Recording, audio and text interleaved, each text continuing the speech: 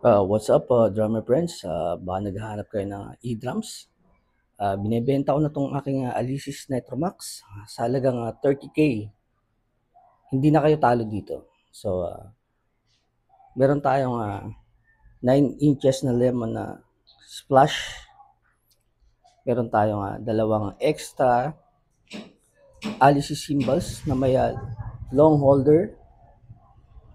Meron tayong, MK double pedals, direct drive.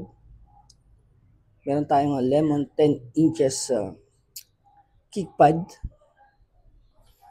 Meron tayong PDH drum rag. So ito yung ating e-drums, Alesis Nitro Max. Hindi na kayo talo dyan. Lagay ko na lang sa description yung mga details yan. Maraming salamat guys.